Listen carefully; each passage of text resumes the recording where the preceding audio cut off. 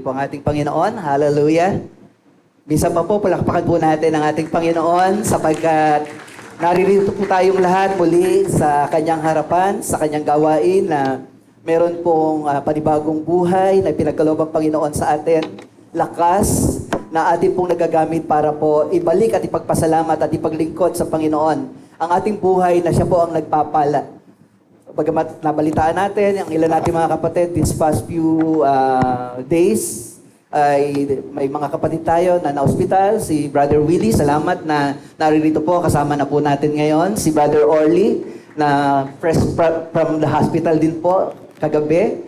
At alam ko yung iba may mga pinagdaanan din po. Pero sa biyaya ng Panginoon, bawat isa po sa atin ay muli dinako ng Diyos sa lugar na ito na mayroong lakas. Kaya ipagpasalamat po natin ang buhay na ito na tinanggap po natin sa Panginoon. Amen. Sige po, palakpakan po natin ang Lord. Ayan, ito po yung pagkakataon para kung hindi man lahat nakapagpatotoo kanina, pero sa pamamagitan ng ating pagpalakpak, pagpupuri sa Panginoon, ay ibinabalik po natin sa Diyos yung ating pasasalamat sa kanyang kabutihan at kadakilaan. Amen? Amen. Sa oras pong ito, handa na po ba kayo para sa salita ng Panginoon? Okay, sabi po ng Deuteronomy chapter 32 verse 1 and 2. So po kasi nasa oras pong ito mga kapatid ay mag-focus po kayong mabuti sa salita ng Panginoon. Every time that the Word of God is being preached, hayaan nyo po na talagang ma-catch ninyong mabuti ang message ng Lord sapagkat alam naman natin na ang kaaway, kapag kasalita na ng Panginoon, ayaw niya ng salita ng Diyos ay matanim. Ayaw niya na ito ay lumago at magbunga. Kasi kapag kayo po ay lumago at magbunga sa salita ng Panginoon, makakakulagpos kayo sa tanikala ng kaaway. Kaya sa oras po na ito, ay namnamin yung mabuti ang salita ng Panginoon katulad ng pangako ng Diyos sa kanyang salita. Sabi po niya sa Deuteronomy chapter 32, sabi niya sa NIV, nais kong basahin sa NIV, sabi, "Listen, O heavens, and I will speak. Hear, O earth, the words of my mouth.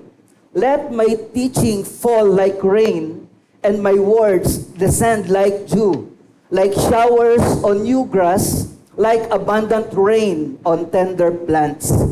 So dito sinasabi ng Panginoon, yung kahalagahan ng pakikinig ng salita ng Diyos, kung paano ang dala ng ulan sa mga halaman, sa mga lupa, ang dala-dala ng ulan ay pagpapala. Ganon din na sinasabi ng banal na kasulatan na sabi ng Panginoon, "Listen, O heavens, and I will speak. Hear, O earth, the words of my mouth." Sabi niya, "Let my teaching fall like rain, and my words descend like dew, like showers on new grass, like abundant rain on tender plants." So, kapag ang salita ng Diyos ay tinanggap ninyo at yan ay natanim, yan ay tutubo, yan ay lalago at magbubunga. Sa makatwid, mga kapatid, ang hatid ng salita ng Diyos ay pagpapala.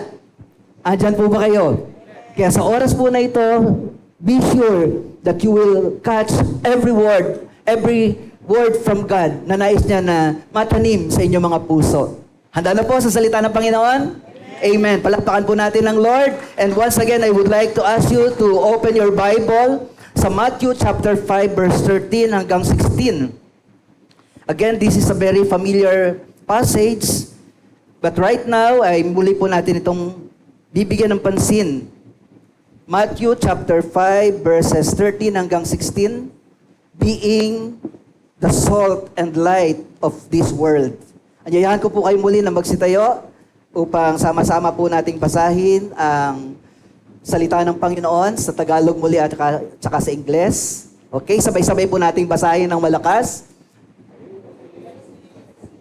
Okay, kung mawala ng alat ang asin, paano pang mapananauli ang alat nito? Wala na itong kabuluhan, kaya itinatapon na lamang at niyayapakan ng mga tao.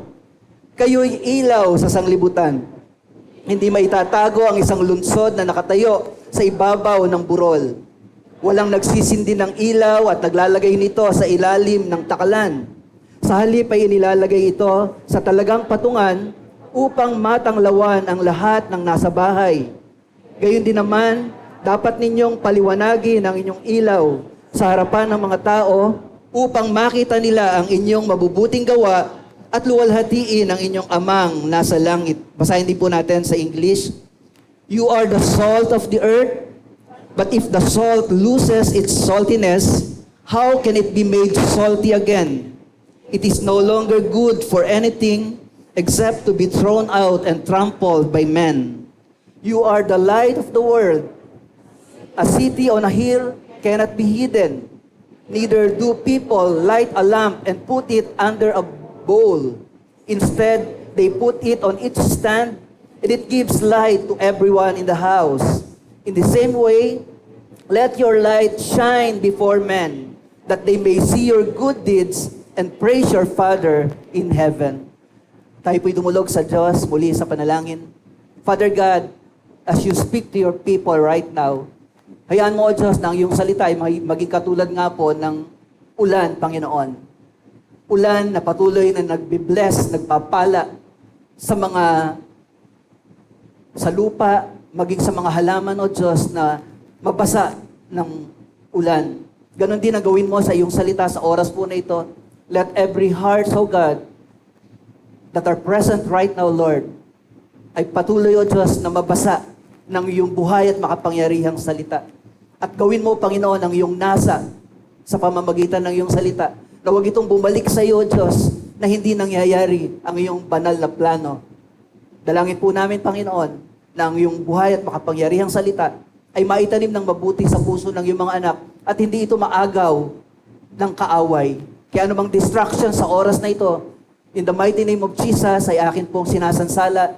At hayaan mo, O Diyos, na ang oras na ito, Lord God, ang iyong mga anak ay makapture, Panginoon, ang kanilang interest, Lord God, sa iyong buhay at makapangyarihang salita. And right now, Lord, ibuhos mo ang iyong masaganang pagpapala sa iyong bayan na tinatanggap, Panginoon, ang iyong salita. Salamat po ng maraming. In Jesus' name, ito po ang aming nagkakaisang panalangin. Amen. Makakapo na po kayo muli. Salamat po. Ganyan po talaga sa gawain ng Panginoon. Tayo, upo, palakpak. Amen po ba? But we are doing this nang walang dahilan, nang hindi ito routine. We are doing this as a response sa kabutihan ng Diyos. Amen po ba? Ano mang ginagawa natin, nang may pananampalataya ay kinalulugdan tayo ng Panginoon.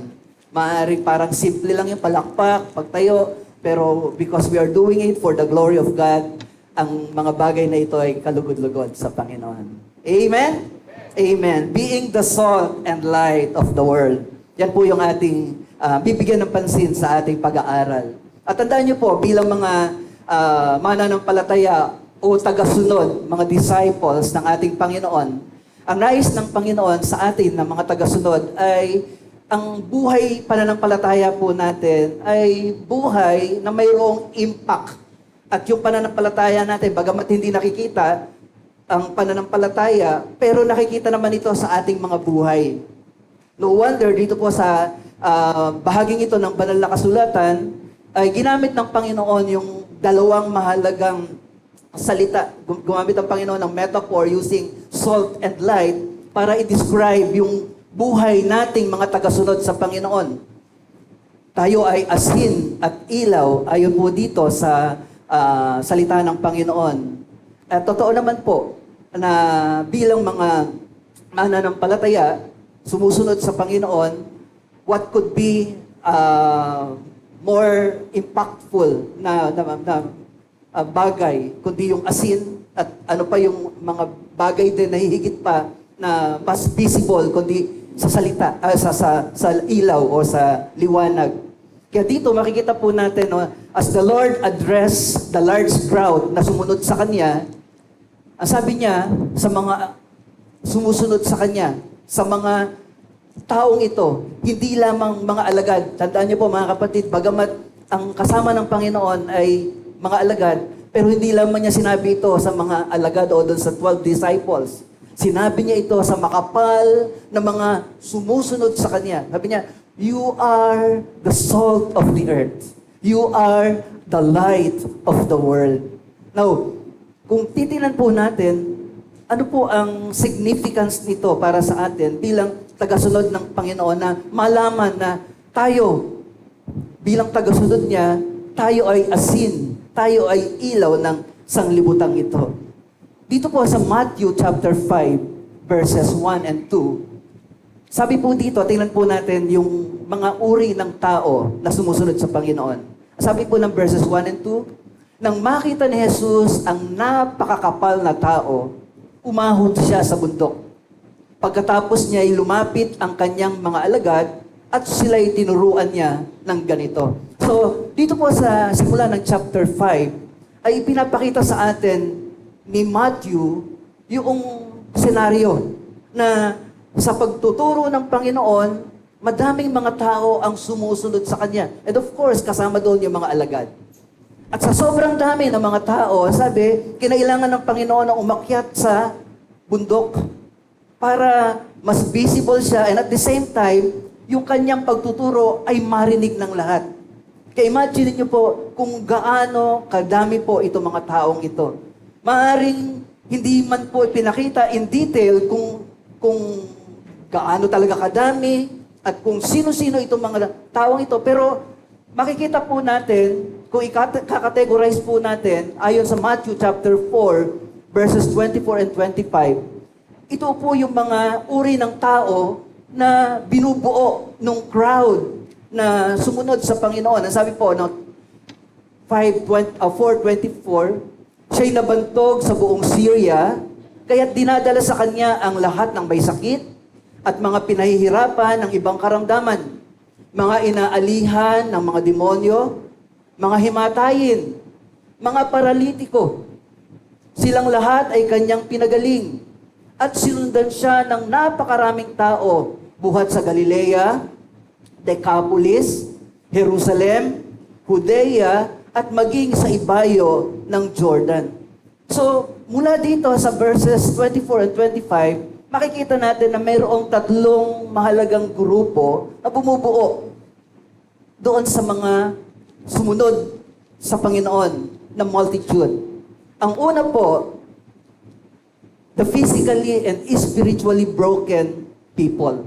Ito pong mga sumunod sa Panginoon ay binubuo, number one, ng mga tao na nakita natin ang kanilang primary reason. May pangangailangan sila sa Panginoon. Iba-iba man ang kanilang pangangailangan, pero nagkakapare-pareho sila. Ang Panginoon ang kailangan nila sa kanilang pangangailangan, sa kanilang sitwasyon. Kaya makikita natin, ang naroroon ay mga may sakit, mga tao na suffering from different kind of diseases. Yung iba ay mga paralitiko, yung iba ay, sabi nga, may nakakaranas pa na inaalihan ng masamang espiritu. So ito yung mga uri ng tao na sumusunod sa Panginoon. Iba-iba yung kanilang mga pangangailangan. Meron din pong mga paralyzed na yung kanilang katawan ay hindi na totally maigalaw, pero nais po nila na lumapit sa Panginoon at sila po ay sumunod sa Panginoon. Iba-iba yung kanilang pangangailangan, pero nakikita po ng mga taong ito na sumusunod sa Panginoon, they have the same na tugon sa lahat ng pangangailangan nila. At yun ay walang iba, kundi ang ating Panginoon. Makikita din po natin ang mga taong ito ay hindi lamang po mga locality galing sa mismong bayan ng Panginoon. Galing po sila sa iba't ibang mga regions or geographically diverse ang pinanggalingan ng mga taong ito na sumusunod sa Panginoon. Ibig sabihin po, kung saan-saan pong lugar nanggaling itong mga taong ito na sumusunod sa Panginoon. Malalapit man o malalayo, lahat sila. Dahil alam nila ang Panginoon ang kailangan nila, kaya lahat sila ay pinili nilang hanapin at sundan ang ating Panginoon. Kaya nga po sabi sa verse 25, sinundan siya ng napakaraming tao buhat sa Galilea. Ang Galilea po, ito po yung hometown ng ating Panginoon. At ang sabi din po, maging sa Decapolis. Pag sinabi pong Decapolis, ang ibig sabihin po nito ay 10 lungsod.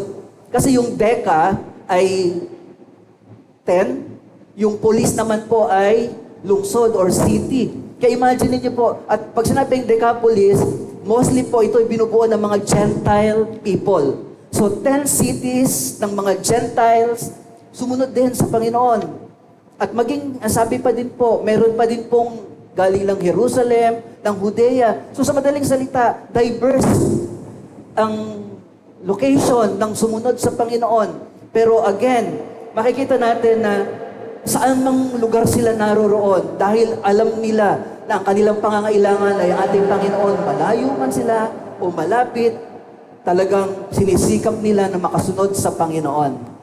And also, makikita din po natin another group of people ay yung tinatawag na the spiritually hungry people.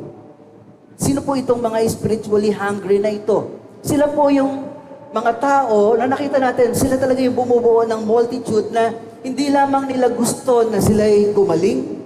Ang totoo, dito po sa pagkakataong ito, mga kapatid, marami na po ang umalis. Sino po yung mga umalis? Yung mga pinagaling na ng Panginoon, nakuha na nila yung gusto nila sa Panginoon, umalis na sila. Yung iba naman po, yung mga katulad ng himala ng Panginoon na pakain siya ng marami, yung mga nakakain, umalis na din. Pero itong mga taong ito, itong the spiritually hungry people, ito po yung mga katulad natin, katulad po ninyo na naririto kayo because you want to hear more from God. Kumbaga, hindi lang material and physical ang inyong intention, but you want God's presence. You want the refreshing Spirit of God sa kanyang kalagitnaan. At ganito din po ang kalagayan ng mga taong ito. They were spiritually hungry na kahit na ang layo ng kanilang mga pinanggalingan, kahit na yung iba sa kanila naubusan ng kanilang mga baon, but because they want to know more from the Lord, they want more from God, kaya nandun po sila, nag-stay pa po sila doon, at nakita ito ng Panginoon.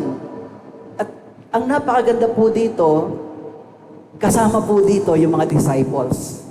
Kaya nga sabi ng Matthew chapter 5 verse 1, pagkatapos po niyang pumunta doon sa burol o tumaas sa burol, kasama yung mga alagad at nangaral, nagsimulang magturo ang ating Panginoon. So, itong mga apostol, makikita natin, kaya po sila nag-grow sa Panginoon sapagkat sila po ay mga tao na uhaw sa presensya ng Panginoon. Hindi lamang sila yung mga tao na nagnanais ng himala sa Diyos. Hindi lamang sila yung mga tao na merong nais makuha sa Panginoon na mga material o himala. Itong mga spiritually hungry na tagasunod ng Panginoon ay naroroon sila kahit dahil hindi lamang sila nakatingin doon sa mga makukuha nilang kagalingan physically, kundi naroroon sila because they want to know more from God. Amen po ba? Ganon din po ba kayo mga kapatid? Na kahit na, kasi di ba, para bang minsan may mga tao na naalala lang ang Diyos kapag ka mayroong pangangailangan. At kapag ka nakakuha na yung pangangailangan, wala na uli sa gawain ng Panginoon. Di ba may mga ganong tao? Para bang ang tingin lang sa Panginoon ay parang ATM, pag nag-withdraw na, wala na uli. Pero pagka ikaw ay talagang isang tao na uhaw sa Diyos, ang mahalaga sa iyo yung presence ng Lord. Na kaya ka dumadako sa gawain ng Panginoon because you want the presence of God. At alam mo, kapag ka nasa presensya ka ng Panginoon, alam mo na yun ang pumupuno sa iyo. Yun ang kasiyahan mo, hindi mga bagay ng mundo. Amen po ba? At yan po ang kalagayan ng spiritually hungry people. Katulad po natin, mga tagasunod ng Panginoon na uhaw sa presensya ng Panginoon. Pero pakinggan niyo mabuti ito mga kapatid, napakahalaga po nito. It is to these kinds of people that the Lord said, "You are the salt of the earth. You are the light of the world." Itong mga taong ito na sumusunod sa Panginoon, hindi lamang yung mga alagad, kundi itong mga taong ito na actually pag tinignan po natin ang kanilang kalagayan sa buhay, hindi po sila yung mga matataas ang antas sa lipunan. Ang sabi nga sila po yung tinuturing na nasa marginalized or yung mga outcast of the society. No, kung sa panahon natin, tatawagin po natin yan, nauso to kay Lenny, nasa laylayan. Nasa laylayan ng lipunan. Ito po yung mga uri ng tao na sumusunod sa Panginoon. Mga taong may mga pangangailangan, may mga karamdaman, may kapansanan, pero pinili nila na sumunod sa Panginoon. At dahil nakita ng Panginoon ang kanilang pagsunod, ano sabi ng Lord? You are the salt of the earth. You are the light of the world. Andyan po ba kayo? Sa mga taong ito, Dito sinabi ng Panginoon, yung kataga, kayo ang asin ng sanglibutan. Hindi niya tinignan ng mga taong ito na parang ang nakikita lang sa kanya ay yung pangangailangan. Kundi ang nakikita ng Panginoon sa mga sumusunod na ito sa Kanya, na mga, yes, totoo, may mga matinding pangangailangan, pero tinitingnan sila ng Panginoon na mayroong ang kanilang pagsunod sa Kanya ay buhay na mayroong impact sa mundong ito. Kaya sabi niya, you are the salt and light of this world. Now, tandaan niyo po, mahalaga po ang kalagayan po ng asin at ilaw. Ang totoo ay tinuturing po ang asin at ilaw na mahalaga po sa mundo. Kaya, imagine niyo po kung ano po ang nararamdaman ng mga taong ito na ang alam nila, sumusunod sila sa Panginoon, ang alam nila may pangangailangan sila kaya lumalapit sila sa Panginoon, pero nung tiningnan sila ng Panginoon sa kabuuan, ang tingin ng Panginoon sa kanila, hindi lang yung kanilang pangangailangan kaya sila lumalapit. Kundi ang nakikita ng Panginoon sa mga taong ito na sumusunod sa Kanya, sila ay pagpapala sa kaharian ng Diyos. Nakikita ng Panginoon ng mga taong ito na sumusunod sa Kanya ay mga tao na very significant para sa kaharian ng Diyos. Nakikita ng Panginoon na ang mga taong ito, dahil sa kanilang pagsunod, ang kanilang buhay ay magiging larawan ng pagpapala sa mundong ito. Magiging katulad sila ng asin at ilaw sa sanglibutan. Amen po ba? Na para bang sinasabi ng Panginoon sa mga taong ito na as you follow me and become part of God's kingdom, I am telling you, you are the salt and light of this world and you are to live your life this way. Wow! Alam niyo po, ito pong sinabi na ito ng Panginoon doon sa mga sumusunod sa Kanya na mga alagad, kasama po yung maraming mga tao. Nung sinabi ito ng Panginoon, pinupulfill lang ng Diyos. Pinupulfill ng ating Panginoon yung plano ng Diyos sa lahat ng mga tao na sumusunod sa Kanya. Ano ba ang purpose ng Diyos? Bakit niya nilikha ang tao? Ang sabi po ng Efeso chapter 2, verse 10, tinan po natin ang divine purpose. Pag sumunod po tayo sa Panginoon, pag nasa kalooban ka ng Diyos, yung pagsunod mo na yan ay fulfillment ng divine purpose ng Diyos sa buhay mo. At ito po yung nakikita ng Panginoon dito sa mga alaga, sa mga sumunod sa Kanya. Sabi po ng Efeso chapter 2, verse 10, tayo'y Kanyang nilalang, nilikha sa pamamagitan ni Kristo Jesus upang iukol natin ang ating buhay sa paggawa ng mabuti na itinalaga na ng Diyos para sa atin noon pa mang una. So, bawat isa sa atin, mga kapatid sa Panginoon, na sumusunod sa Diyos, piniling sumunod sa Diyos, kahit na ang dati nating buhay ay marumi, pero dahil nakita natin na mabuti ang sumunod sa Panginoon, and once you decided to do that, yung divine purpose ng Diyos sa buhay mo, pinupulfill na ng Diyos. Bakit? Kasi sabi nga dito, tayo'y nilalang ng Diyos noon pa man. Para saan? Sa paggawa ng mabuti. Kaya ito po mga sumusunod sa Panginoon na mga outcast of the society, itong mga tao ito na may kapansanan, itong mga tao ito na mayroong matitinding pangangailangan at naghahanap ng tunay na meaning ng buhay at nakita nila ang meaning ng buhay sa pagsunod sa Panginoon, nung pinili nila ito, ano po ang nangyari? Sinabi ng Panginoon sa kanila, kayo ang asin at ilaw sa sanglibutang ito. Kumbaga, pinakita ng Panginoon na ito talaga ang inyong kalagayan sa kaharian dahil sa inyong pagsunod. Kaya magandang katotohanan po ito na tayo din bilang mga mananampalataya na inilagay ng Panginoon dito po sa mundong ito na madilim. Pero dapat nating maunawaan ang buhay po natin bilang mga mananampalataya. Maaring kung titingnan natin ang estado, o ang pag-uusapan na yung status of life, maaring hindi man katulad ng sa mundong ito. Katulad po ng salita ng Panginoon kanina through Sister Babes na Huwag niyong hangarin. Huwag kayong mainggit doon sa mga tao na ang pagyaman ay kanilang nakakamtan, kaya lang sa maling kaparaanan. Kasi sa mundong ito, para yumaman, ang ginagamit na paraan, kahit mali, basta lang yumaman. Sa Panginoon, ang nais niya sa atin, bilang tagasunod niya, yung faith natin ang magkaroon ng impact sa mundong ito. Ang makita ng mga tao habang sumusunod tayo sa Panginoon, kung gaano yung ating pananampalataya, na kahit na sabihin na natin, nasa minsan kalagayan ka na nagtitiis, pero matuwid ang nilalakaran mo, kesa nasa kasamaan, mayaman ka, pero kasamaan naman ang pamantayang sinusunod mo. So yun yung sinasabi dito ng Panginoon. Meron kayong buhay na iba sa sanglibutan ito. Kaya kayo ang asin ng sanglibutan. Kayo ang ilaw ng sanglibutan. Kaya imagine na sabihin niya ng Panginoon sa mga taong ito na sumusunod sa Kanya. Napakahalaga po nito. Sinasabi po na salt and sunlight are the two great essentials in this world. At nung sinabi ng Panginoon na you are the salt and light of this world, yun din na sinasabi ng Panginoon sa atin, ng mga alagad. Kung sa mundong ito, di ba, gaano kahalaga ang asin sa atin, di ba? Gaano kahalaga ang ilaw. Napakahalaga po sa atin. At ikumpara tayo sa asin at ilaw na napakahalaga sa mundong ito, that's how the Lord is seeing all of us who decided to follow Him.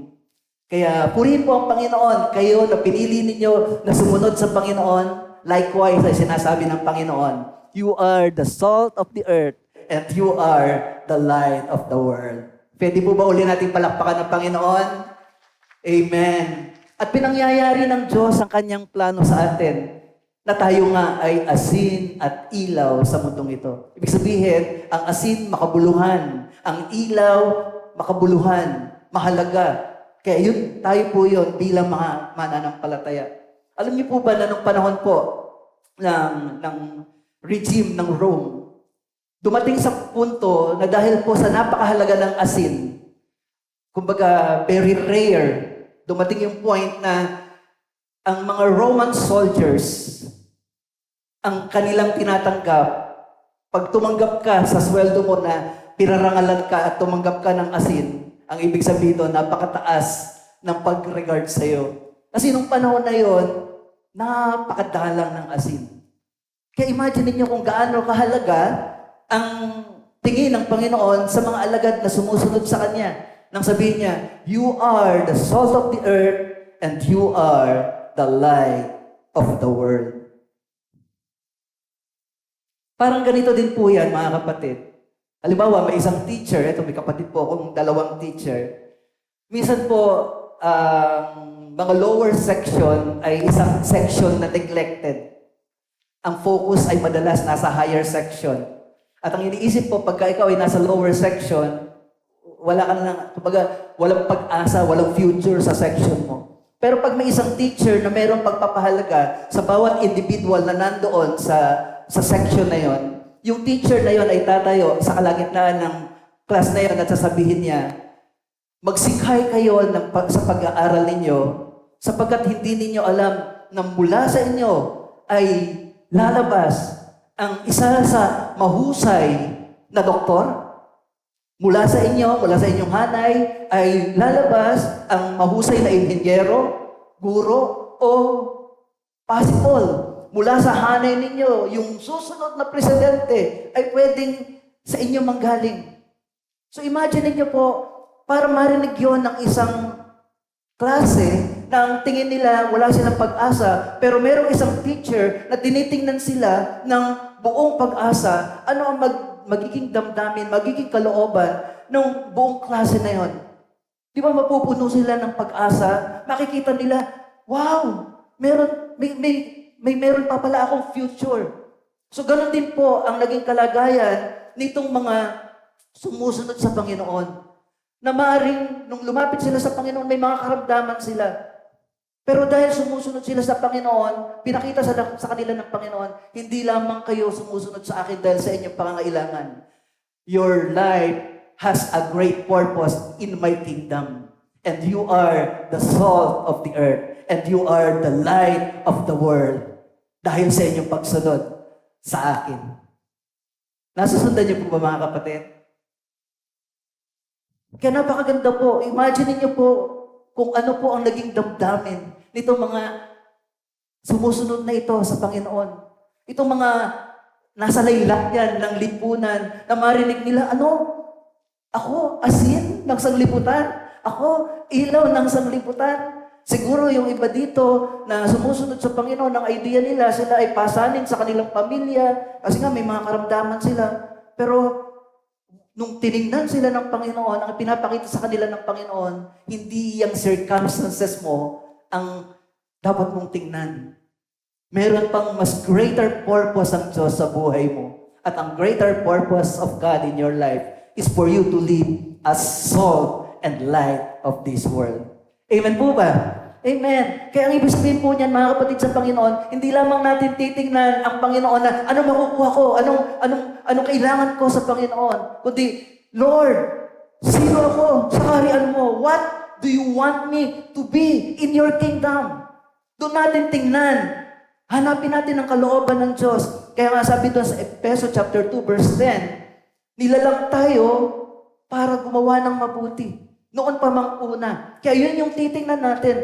Ano yung purpose ng Diyos sa buhay natin? Hindi yung ano yung gusto natin sa Panginoon. Andyan po ba kayo? Amen. Purihin po ang ating Panginoon. Kaya sa harapan ng Panginoon, sa kaharian ng Diyos, because you decided to follow the Lord, ang sinasabi ng Panginoon, you are a person of great value. Kung paano ang asin ay napakahalaga sa mundong ito, kung paano ang ilaw ay napakahalaga sa mundong ito, you being salt and light of this world, you are a person of great value in my kingdom. Why? Because you are the salt of the earth and you are the light of the world. Amen po ba?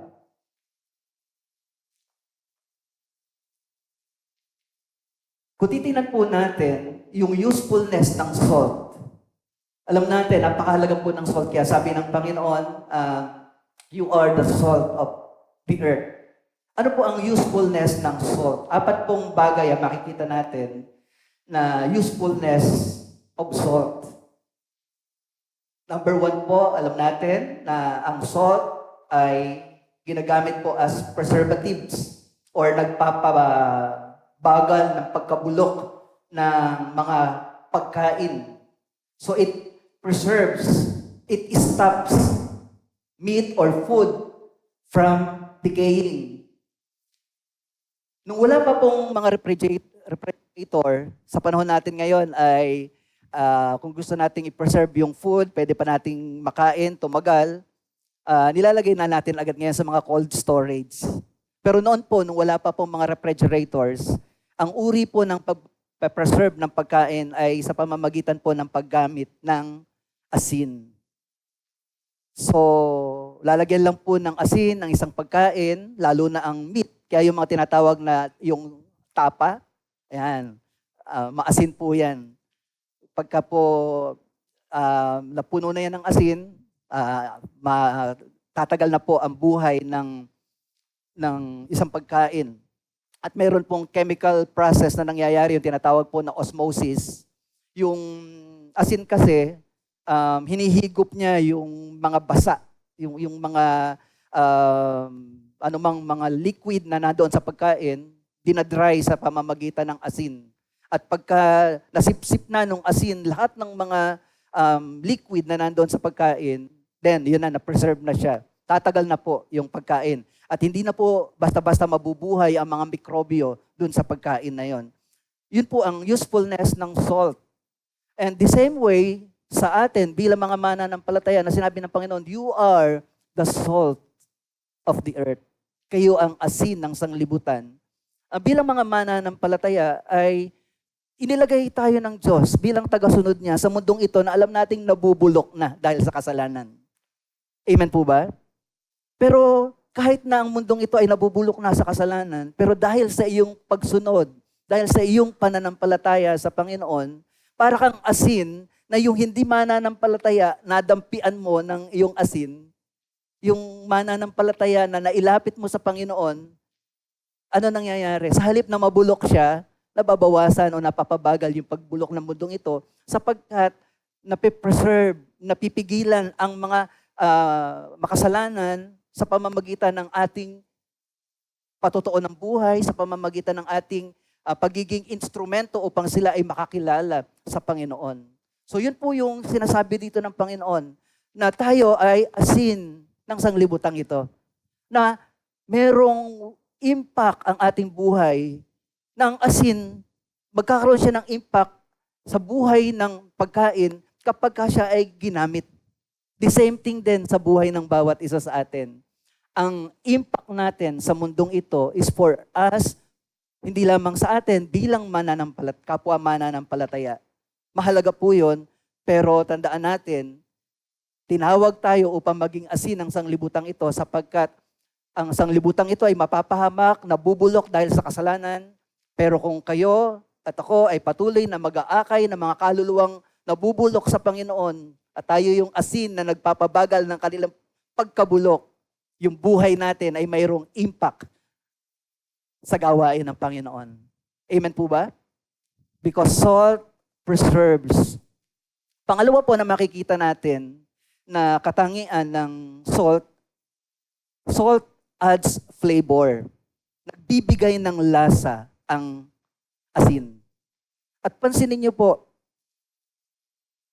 konti lang po ng asin, pag inilagay mo sa pagkain, may epekto na. Di ba? Kahit anong pagkain na walang lasa, hindi masarap kainin. Gusto mo ng masarap na lasa eh. At yun po ang isa sa property ng asin. It adds flavor. At ito po mga kapatid, ang maganda. Konti lang ang kailangan. May impact na sa pagkain. Amen po ba? Konti lang, may impact na. Kaya ganun din tayo bilang mga mananampalataya. Actually, ang asin po, kung titingnan po natin, sa ulam man o sa mga dessert, hindi lang sa ulam eh. Alam niyo po ba na ang ice cream, nilalagyan din po yan ng asin. Yung mga dessert, tinapay, meron din po yung asin. Kasi nga, kapag ka naglalagay tayo ng asin, konting asin lang, nagdadagdag na ito ng lasa. Yung tayo din po mga kapatid sa Panginoon, yung simpleng patotoo ng ating buhay sa pananampalataya, it adds flavor to Christianity. Kumbaga, yung flavor natin, yun yung turn on para doon sa mga hindi pa nananampalataya. Ikaw yung nagbibigay ng mainam na lasa sa Kristyanismo sa pamamagitan ng iyong magandang patotoo. In what way? Halimbawa po, kahit persecuted ka sa iyong pamilya, kasi di ba minsan ang isip natin, ang hirap naman, ako lang ang mananampalataya sa aming family. Kaya persecuted ka. Ako po ako pa lang din po ang nananampalataya sa amin, ay gano'n na lang din po yung persecution sa aking family na para bang nung ako po yung nagsusugal, pinapagalitan din naman ako. Pero nung ako naman po ay nagsisimula ng dumalo sa mga gawain, pinapagalitan pa rin ako. Na ang sabi, ano ka ba, wala ka na bang ibang iniisip, wala ka na bang ibang gagawin, puro na lang church, church, church. So, pansinin niyo po na doon sa ganung kalagayan, mabuti na yung ginagawa mo, pero pinipersecute ka pa. Pero sa pamamagitan ng pananatili mo doon sa persecution na yon at tumayo ka pa din sa Panginoon, yung mga hindi nananampalataya sa iyong tahanan at nakita yung iyong pagtayo sa pananampalataya na kahit na anong pigil, ipinapakipaglaban mo ang iyong pananampalataya, that's turn on. Kumbaga, yun yung flavor na ibinibigay mo sa Christianity. Na dahil doon sa iyong patuloy na pagtayo sa Panginoon sa kabila ng pag-uusig, natatandaan ko din si Brother Orly kasi kapitbahay ko yan at alam ko din yung mga pinagdaanan niyan sa stepmother niya. Talagang si Pastor Boy ay talagang sinita pa noon, harap-harapan. Wag mong yayayain, wag mo nang isasama si Orly dyan sa mga tinuturing niya na walang kabuluhan na paglilingkod sa Panginoon. Ganun po, tinitingnan ng hindi mananampalataya ang ating paglilingkod sa Diyos. Pero kapag ikaw ay nanatili at tumayo ka sa Panginoon, dahil sumusunod ka sa Panginoon, ikaw ay nagdadagdag ng lasa sa Kristyanismo. You are giving an added attraction to Christianity. Hindi ka turn off sa Christianity. Nasusundan niyo po ba? Di ba minsan, kaya nga may mga kasama tayo sa bahay, pati yung ginagawa natin, nasisita nila. Ano ka ba naman? Puro ka na lang, hallelujah, praise the Lord. Pero para bang yung ginagawa mong mabuti, kinukutya ka. Pero parang yung pagkutya na yon ay hindi pinupuri ang Panginoon, kundi inaano ka niya talaga, kinukutya ka sa pananampalataya. Yung iba nga po, na sa sobrang in love sa Panginoon, sa sobrang pagiging pagsunod sa Panginoon, lagi na lang gusto ay sa gawain ng Panginoon. Kaya ano ang ginagawa ng mga mahal sa buhay na hindi naiintindihan ng kanila pong mahal sa buhay na ito? Wala ka na lang ginawa, kundi puro ka na lang, Lord, Lord, puro ka na lang, church, church. Well, purihin ang Panginoon. Huwag po kayong magpatinag, mga kapatid. Pagpatuloy lang kayo, sapagkat nakikita yung lasa ninyo. Kahit konti lang yan, pero nakikita yung lasa ng Christianity sa inyong buhay. Amen po ba? Mas mahirap po yung, sabi nga ng Panginoon, panatilihin natin yung ating asin, yung alat natin bilang asin. Kasi pag nawalan na ng alat ang isang asin, wala nang saysay yung asin na yun. Amen po ba? So salt gives flavor. It adds flavor. Pangatlo po, makikita natin na property ng asin, salt triggers thirst. Yan. Na-observe ko din po, at alam ko kayo din po, every time nakakain kayo ng maalat, laging ang hanap na ninyong kasunod ay tubig. Di ba? Kasi pagka naalatan ka, hahanapin mo agad tubig. Ganon din po mga kapatid sa Panginoon. Dahil sa ating pagiging asin ng sanglibutang ito, at yung iba ay nakikita nila yung flavor natin, yung lasa natin bilang mananampalataya, nagkakaroon sila ng kauhawan para sumunod sa Panginoon. Kaya yung flavor mo, yung pagiging alagad mo sa Panginoon ay nagbibigay ng uhaw sa iba, kaya naman gusto din nilang maranasan yung nararanasan mo sa Panginoon. And lastly, sa property po ng salt, magugulat po kayo na ang gamit pala ng salt, hindi lamang po pala para sa pagkain. Even doon sa sacrifices, ginagamit din ang salt. Kaya dito po sa Leviticus chapter 2, verse 13, makikita natin na salt represents God's covenant to His people. Ang sabi po ng Levitico chapter 2, verse 13, titimplahan ninyo ng asin ang lahat ng handog na pagkain. Huwag na hindi ninyo lagyan ng asin ang inyong handog sa pagkain, sapagkat ang asin ay tanda ng inyong tipan kay Yahweh. Kaya lalagyan ninyo ng asin ang lahat ng handog. So pansinin niyo po, parang napaka-ordinaryo lang ng asin. Sa ngayon nga po, sa ating panahon, magkaroon lang kayo ng siguro mga worth 10 pesos na asin. Good for baka mga 3 hanggang 6 months na yan. Kasi konti lang ay marami ka ng paggagamitan sa asin. Maaring ang tingin lang natin sa asin ay para lamang sa mga pagkain. Pero hindi po ganon ang tingin ng Diyos. Bawat mga handog na sinasangkapan ng asin ay kinikilala ng Panginoon na part ng ating covenant sa Kanya. At tandaan niyo po, kapag sinabing covenant at ang katipan natin ay ang Diyos hindi sumisira sa ating tipan. Laging, kung meron mang covenant, laging, tandaan niyo, laging ang Panginoon hindi yan sisira sa tipan. Ngayon, kung paano ang pagkain po na inihahandog, di ba, kinakain natin ang pagkain karne, gusto nating tumagal, linalagyan ng asin. Ngayon, ang karne din po inihahandog sa Diyos. Kaya lang kung inihandog mo ang pagkain na walang asin, masisira ito agad. So, ibig sabihin, useless yung inihandog mo. So, para po ito ay maging kapakinabangan, nire-require din ng Diyos na lagyan ng asin yung pagkain. Para saan? Para i-preserve din yung pagkain na dinadala natin sa Panginoon, and that way, kapag yung pagkain ay nilagyan daw natin ng asin, ito'y nagiging tipan natin sa Diyos. At ano ibig sabihin nun kapag sinabing covenant of salt? Ano po ang isinisignify nito? Ibig sabihin po, yung pagkain na isinacrifice or inihandog natin sa Diyos with salt, ibig sabihin itong pagkain na ito ay tinanggap ng Panginoon na poprolong. Nang ibig sabihin ng pagprolong o yung napipigil yung pagkadikay, ibig sabihin yung tipan ng Diyos, sinasabi niya, permanent, unending, unbreakable. Kaya kung maghahandog ka sa Panginoon, hindi ka mag-aalala na, naku, hindi tatanggapin ng aking Panginoon yung aking hain kasi mabubulok agad. So para ipakita sa atin na no, pag nakipagtipan ka sa akin, ang tipan ko sa iyo ay pangmatagalan at magagawa mo yan kapag nilagyan mo ng asin yung handog para sa akin. So that way, ipinapahayag din sa atin ng Panginoon, though yung mga inihandog natin ay parang sa tingin natin maaring parang weak, ordinaryo lang, mahina, pero pag sinangkapan mo ng asin, it becomes strong, yung power ng Lord to prolong yung ng pagkain nando doon. So that speaks of God's presence sa ating mga sacrifices. Kaya ibig sabihin, ganun kaimportante ang asin sa Diyos.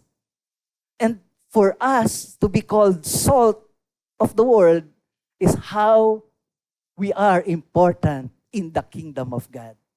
Ganun din tayo tinitingnan ng Diyos. We are precious in His kingdom. Why? Because we are the salt of the earth. Amen po ba? So yun po yung isang bahagi, mga kapatid, sa Panginoon. So bilang salt, ano ang panawagan ng Panginoon? Keep your usefulness. Paano po useful ang salt?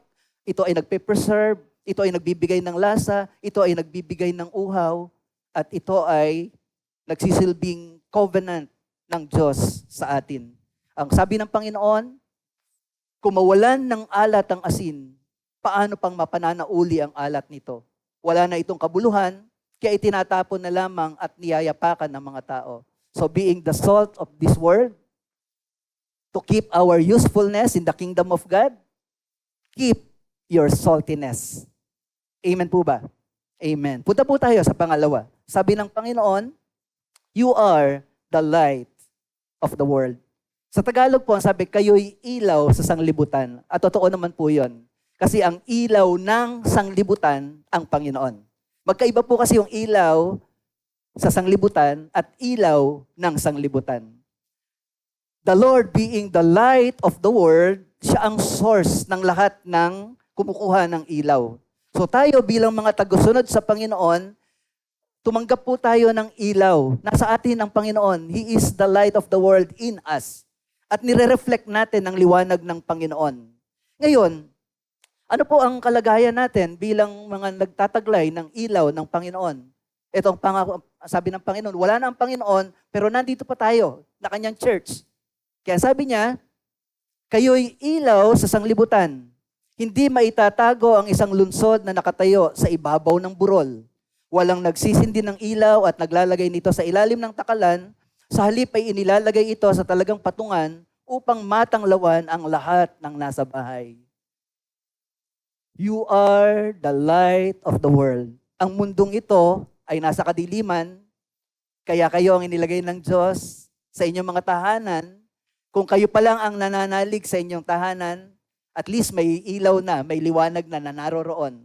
At ang pangako ng Panginoon sa Acts 16:31, sumampalataya ka sa Panginoon at maliligtas ka, ikaw at ang iyong sambahayan. Ibig sabihin, doon sa tahanan na madilim, mayroon ng liwanag at ikaw yon. At kung gusto mong maligtas ang iyong mga mahal sa buhay, manatili kang liwanag sa inyong tahanan.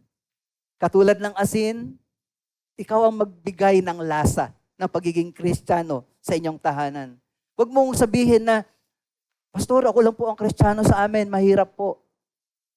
Totoo po yun. Kaya ka nga, ikaw ngayon ang gagamiting ilaw ng Panginoon sa iyong tahanan. At bilang light bearer, taglay natin ang liwanag ng Panginoon. Hindi lamang tayo tumanggap ng liwanag. Kailangan yung liwanag na mayroon tayo, papagliwanagin natin. Kaya sabi ng Panginoon dito, kayo'y ilaw sa sanglibutan. At ang sabi niya, walang nagsisindi ng ilaw at inilalagay ito sa ilalim ng takalan. Sa halip, inilalagay sa talagang patungan upang matanglawan ang lahat ng bagay. So the usefulness of light is for it to keep shining. Amen? Bakit? Ano ba ang kahalagahan ng ilaw? Tingnan po natin ang usefulness of light. Number 1, light illuminates. Kung nasaan mayroong liwanag, makikita niyo po, may dinadala po siyang liwanag. Nagsusupply po siya ng liwanag. At itong liwanag na ito ay nagsisilbi po na guide. Kung meron pong liwanag, mapapansin niyo po na nakakakilos ka ng maayos. At yung pag-akay sa pamamagitan ng liwanag ay nagiging madali. Tayo po na lumalakad sa liwanag ay nais ng Panginoon na dahil tayo ang nagbibigay ng liwanag, nag-i-illumine ang bawat isa sa atin bilang ilaw. That way, naaakay natin ang nasa kadiliman. Ganon din po ang trabaho ng mga yung mga parola. Nakita niyo po sa mga tabing dagat, tapos mayroon pong mga light tower or watchtower or light na yung mga parola, lighthouse, yes, lighthouse, na kapag ka nakikita po yung lighthouse na yon, yung mga naglalayag, alam na po nila kung saan sila pupunta.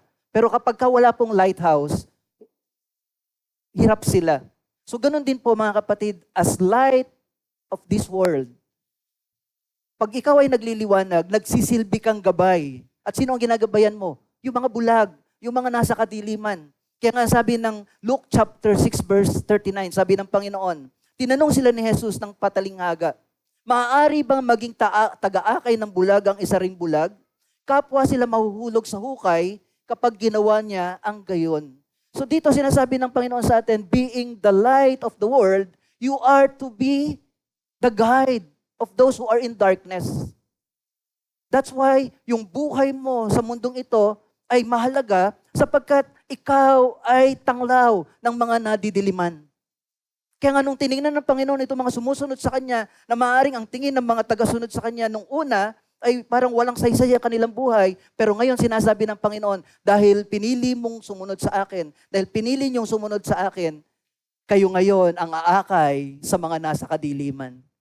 Amen po ba? So nagkaroon sila ng greater purpose sa kanilang buhay. Hindi lamang sila para sumunod sa Panginoon at wala na. No, yung pagsunod nila sa Panginoon ay mayroong greater purpose, and that is to be guide for those who are blind.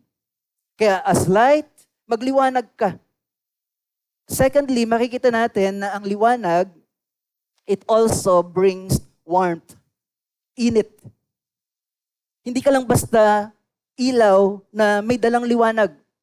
Yung liwanag mo ay meron din pong init na daladala. At mapapansin niyo po yan, hindi maikakila ang ilaw kasi kapag lumapit ka sa ilaw, yung ilaw, meron po itong init na daladala. At bilang follower of the Lord, hindi ka lang basta dapat nagliliwanag. Yung alab ng iyong paglilingkod, yung alab ng iyong pagsunod sa Panginoon, at nararamdaman din yan. Amen po ba? Na yung init mo, pag tinignan nila, bakit itong tao na ito talagang gano'n na lang ang pagsunod sa Panginoon. At habang lumalapit sila sa iyo, naiintindihan nila yung reason. Kasi ang init mo, ang alab mo pala para sa Panginoon. Kumbaga una, yung liwanag mo, it attracts them towards the Lord. At habang lumalapit sila sa Panginoon, nararamdaman nila yung alab ng iyong pananampalataya sa Panginoon. Why? Kasi po ang ilaw ay nagbibigay din po ito ng init. Kaya sabi po ng Panginoon dito, dapat ninyong paliwanagin ang inyong ilaw sa harapan ng mga tao. So ang purpose ng light is for others. Kung naliwanagan ka na, Magliwanag ka para sa iba. Upang habang nagliliwanag ka, ginagabayan mo sila. At ano ang sabi? Kapag ka nakita nila ang inyong mabubuting gawa, luluwalhatiin nila ang inyong amang nasa langit. Now, anong ibig sabihin po nito?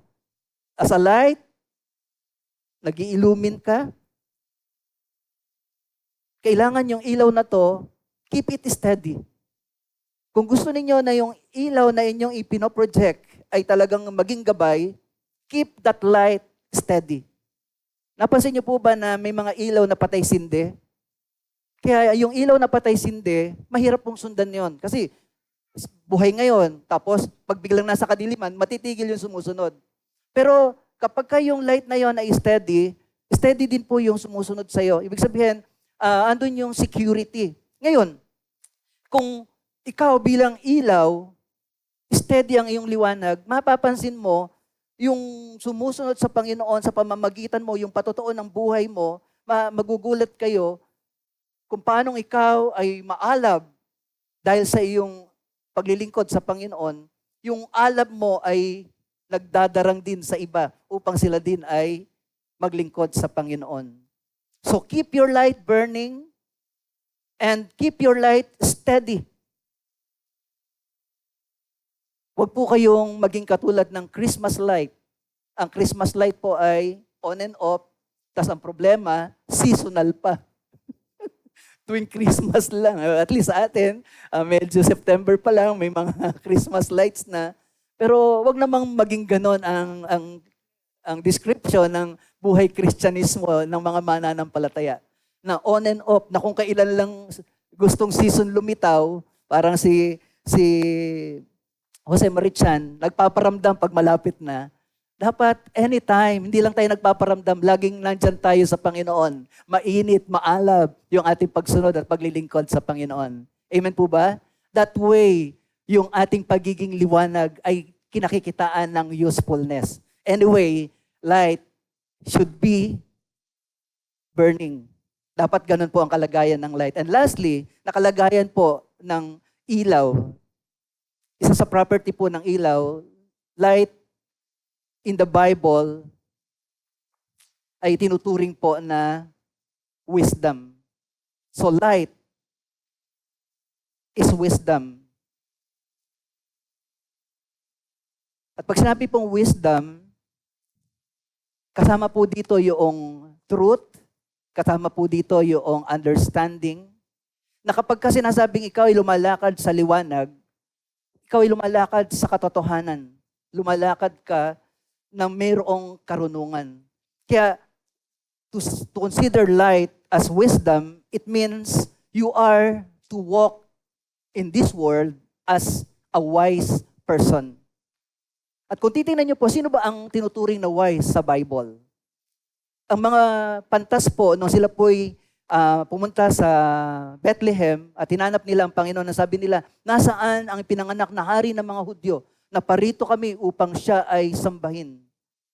So, kung titingnan po natin, i-describe ng Bible na itong mga pantas na ito, itong mga wise person na ito, isa sa kinonsider bakit sila tinawag na wise? Because they worship God. So ang tunay na mga marunong, mga kapatid sa Panginoon, ay namumuhay sa liwanag. At ang namumuhay sa liwanag ay puno ng karunungan. At ang tunay na karunungan sa kaharian ng Diyos ay yung sumasamba sa Diyos. Amen po ba? At kayo at ako po yun. Kaya nung sinabi ng Panginoon na you are the light of this world, ang sinasabi ng Panginoon, walk as wise. Hindi yung katulad ng mga mangmang na lumalakad sa mundong ito, na walang pagpapahalaga sa mga bagay na espiritual. Yun yung mga hangal. In fact, ang sabi po ng Psalms, sa Psalms chapter 8, ang sabi, the fool says in his heart, there is no God. May mga tao na sa kabila ng mga katotohanan na talagang mayroong makapangyarihang Diyos na lumikha ng lahat ng bagay, yet they deceive their heart by believing na wala namang Diyos. Pinaniniwala nila ang kanilang sarili na wala namang Diyos. Pero ang totoo, ano sabi naman ng Biblia sa kanila? Yung mga taong walang paniniwala sa Diyos, hangal sa paningin ng Diyos. Ngunit ang mga tao na sumusunod sa Panginoon, katulad nung proud na sumunod sa Panginoon, na maaaring ang tingin nila sa kanilang sarili, mga ordinaryong mga tao lamang, pero pinili nilang sumunod sa Panginoon, nakita sila ng Panginoon as light of this world. Why? Because they are wise, following the Lord. Amen po ba? Ang sumunod sa Panginoon ay paglakad ng may karunungan. Kaya kayo po na sumusunod sa Panginoon, you are the light of the world. At yun ang sinasabi sa atin ng Bible. Kaya natatandaan po natin, dun sa parable of the 10 virgins, ang sabi ng Panginoon, yung 5 ay kinonsider matatalino at yung 5 naman ay tinuturing na hangal. Di ba? Meron din silang pare-pareho ng mga lampara. Meron din silang pare-pareho na merong langis yung kanilang mga lampara. The only difference is, yung 5, prepared. Yung anumang eventualities, in-anticipate na nila yon. Kaya ano ginawa nila? Naghanda pa sila ng iba pang extra oil. Kaya nung dumating nga yung eventualities na hindi po nila inaasahan, meron silang ginamit. At humihingi po yung mga fools. Ang sabi, bigyan nyo naman kami. Ano sabi ng mga wise? Para sa amin lang ito, sapat na ito sa amin. So ibig sabihin, yung ating pagiging wise bilang mga mananampalataya, napakahalaga. Ibig sabihin, dito mga kapatid sa Panginoon, tinuturuan tayo as wise persons, as light of this world, to walk in this world na wise. Ano yun? Na yung ating paglilingkod sa Panginoon ay bigyan natin ng, kumbaga, yun ng importance talaga. Na pinipili natin na anuman ang sitwasyon, anumang mga eventualities, anumang mga circumstances, hindi ka mag-give up. Kasi nakahanda ka dahil pinili mo na unahin at sundan ng Panginoon anuman ang circumstances ng buhay. Hindi yung katulad ng ibang mga sumunod sa Panginoon na nawala, yung iba dahil nakuha na nila yung gusto nila, pinagaling sila, later on hindi na sila sumunod. Pero sino itong mga sumunod at nanatili? Sila yung spiritually hungry. Sila yung naroroon sa Panginoon, hindi dahil meron pa silang gustong desire na kunin sa Panginoon. Ang naroroon sila, kundi to be filled more of God's Word. Uhaw sila sa patuloy na pagkilos ng Panginoon sa kanilang mga buhay. Mas pinili nila na sumunod sa Panginoon. Why? Because being light of this world means walking wisely, not as foolish. Hindi ka papapigil sa pagsunod sa Panginoon anuman ang kalagayan mo sa buhay. Kasi alam mo, mabuti ang sumunod sa Panginoon. Hindi ka magpapadala sa persecution. Dahil alam mo, ang persecution, ang sabi nga ng Panginoon sa Matthew chapter 5, mapalad kayo kung kayo'y inaalimura o pinipersecute o pinagsasabihan ng anumang mga masasamang bagay, pero hindi totoo, alang-alang sa akin. Sabi ng Panginoon, para sa inyo, ang kaharian ng Diyos. Amen po ba? At mahirap po, isa sa mahirap tanggapin sa atin yung pinagsasalitaan ka ng hindi totoo. Masakit yun. Paano mong papabulaanan yun? Pero sabi ng banal na kasulatan, kung pinagwiwikaan ka man ng mga bagay na hindi totoo, pero nananatili ka sa Panginoon, para sa iyo ang kaharian ng Diyos. So that's walking wisely in this world. Hindi yung sa gawain ng Panginoon, meron po tayong mga pagkakataon na may mga conflicts, may mga pagkakataon na even brothers and sisters nagkakaroon po ng tampuhan. Pero kung dahil lang sa tisod, ipagpapalit mo yung eternal life, that's walking foolishly in this world. Kasi ang pinagpalit mo ay yung napakahalaga kaysa doon sa maliit na tisod. Hindi. We have to walk wisely. Why? Because you are the light of this world. Amen? Kaya sa pagtatapos po, sabi ng Panginoon sa verse 16,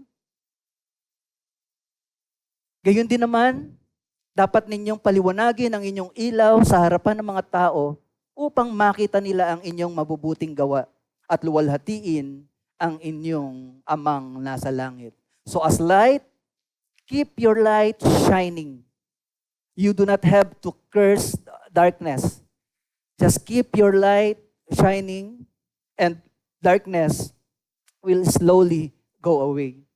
Keep your light steady and burning. Huwag aandap-andap. And live as wise. Katulad ng description ng Bible, light, being wise. Live as wise in this dark world. Why? Because you are the light of this world. Amen? Purihin po ang ating Panginoon. Just keep your light shining. Keep your light shining sa inyong tahanan. Give warm and live wisely. Amen.